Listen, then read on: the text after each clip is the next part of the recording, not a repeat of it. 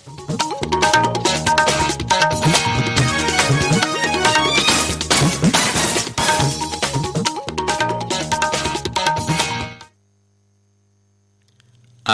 ભુજ સમાચાર વિરલ રાણા વાંચે છે.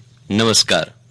પ્રધાનમંત્રી નરેન્દ્ર મોદીએ ગઈકાલે વિડીયોના માધ્યમથી મહારાષ્ટ્રના સંગોલાથી પશ્ચિમ બંગાળના શાલીમાર સુધી 100મી કિસાન રેલને પ્રસ્થાન કરાવ્યું. આ પ્રસંગે શ્રી મોદીએ કહ્યું કે કિસાન રેલ સેવા ખેડૂતોની આવક વધારવા માટેની પહેલ છે.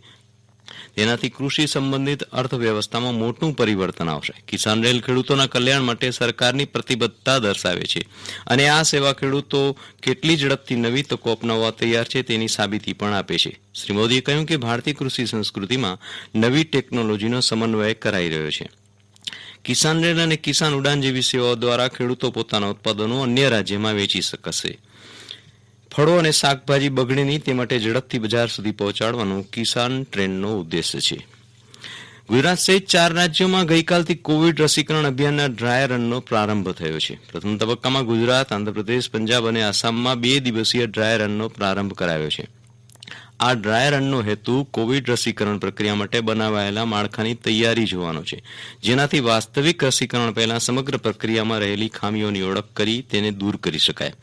આરોગ્ય વિભાગના અગ્ર સચિવ ડો. જયંતિ રવિએ જણાવ્યું કે રાજ્યમાં રસીકરણની તૈયારીઓ પૂરજોશમાં ચાલી રહી છે. રસીકરણ માટે તજજ્ઞો, તબીબોની પસંદગી કરવામાં આવી છે. ટાસ્ક ફોર્સની રચના કરાઈ છે. એક દિવસમાં 16 લાખ લોકોને રસી આપી શકાશે.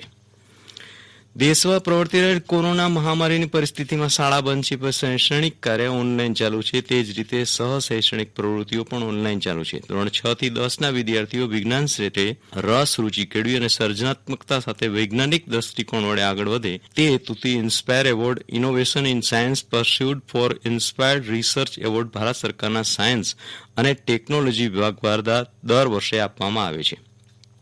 કચ્છ જિલ્લાના ધોરણ 6 થી 10ના કુલ પસંદગી પામેલ 18 પ્રોજેક્ટો પૈકી ધોરણ 10માં અભ્યાસ કરતા ભુજની સ્વામિનારાયણ વિદ્યાલયના નમન પંડ્યાએ ઇન્સ્પાયર એવોર્ડ મેળવ્યો. પોતે કરેલ સાયન્સ ઇનોવેશન અંગે આકાશવાણી સાથે ખાસ વાતચીતમાં નમને આ મુજબ જણાવ્યું હતું.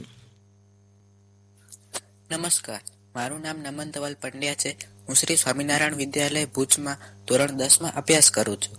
વર્ષ 2020-21માં ભારત સરકારના સાયન્સ એન્ડ ટેકનોલોજી વિભાગ દ્વારા આયોજિત ઇન્સ્પાયર એવોર્ડ માનાંકમાં મારી કૃતિ રાજ્ય કક્ષાએ પસંદ થતાં મને ₹10,000નું ભારત સરકાર દ્વારા સન્માન પ્રાપ્ત થયું.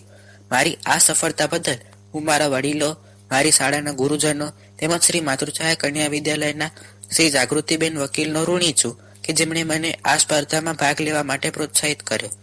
મારી કૃતિનું નામ height adjustable bench and desk છે. આ બેન્ચ જેમની હાઇટ ઓછી છે તેઓ નીચી કરી શકે છે અને આરામથી બેસી શકે છે તેવી વ્યવસ્થા ગોઠવી છે. આ બેન્ચ અને ડેસ્ક બનાવવા માટે જેકની રચનાનો ઉપયોગ કર્યો છે. ધન્યવાદ. રાજ્યમાં કોરોના સંક્રમિતોની સંખ્યામાં ઘટાડો જોવા મળી રહ્યો છે. રાજ્યમાં ગઈકાલે 1016 દર્દીઓ સાજા થતાં કુલ 2,28,144 દર્દીઓ સાજા થતાં રજા આપવામાં આવી હતી. રાજ્યમાં સાજા થવાનો દર 94.2% રહ્યો છે. ગઈકાલે વધુ નવા 810 કેસ નોંધાતા કુલ કોરોના કેસનો આંક 2,42,655 થયો છે. રાજ્યમાં ગઈકાલે કોવિડ-19ના કારણે 6 દર્દીના મોત થતાં કુલ મૃત્યુ આંક 4,288 થયો છે. હાલ રાજ્યમાં 10,223 સક્રિય કેસ છે. કચ્છ જિલ્લામાં ગઈકાલે કોરોના કોવિડ-19ના 29 દર્દીઓ સ્વસ્થ થતાં રજા આપવામાં આવી. આ સાથે કુલ 3,598 દર્દીઓ કોરોનાને માત આપી છે. ગઈકાલે કોરોનાના 34 નવા પોઝિટિવ કેસ નોંધાતા કુલ પોઝિટિવ કેસોનો આંક 3,958 થયો છે.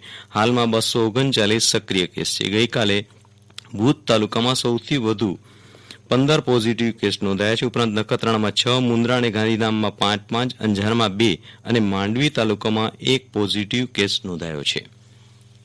હવામાન. ઉત્તર ભારતમાં પડી રહેલી હિમવર્ષાને પગલે રાજ્યમાં કડકડતી ઠંડી અનુભવાઈ રહી છે. રાજ્યમાં આગામી 3 દિવસ શીત લહેરની આગાહી હવામાન વિભાગે કરી છે. રાજ્યમાં સૌથી ઓછું લઘુત્તમ તાપમાન નલિયામાં 3.2 ડિગ્રી નોંધાયું. જિલ્લા મથક ભુજમાં 10.2, કંડલા એરપોર્ટ પર 5.5 લઘુત્તમ તાપમાન નોંધાયું. ગાત્રો-ગાળતી ઠંડીના પગલે જનજીવનને અસર પહોંચી છે. અને આ સાથે સમાચાર બુલેટિન પૂરું થયું. નમસ્કાર.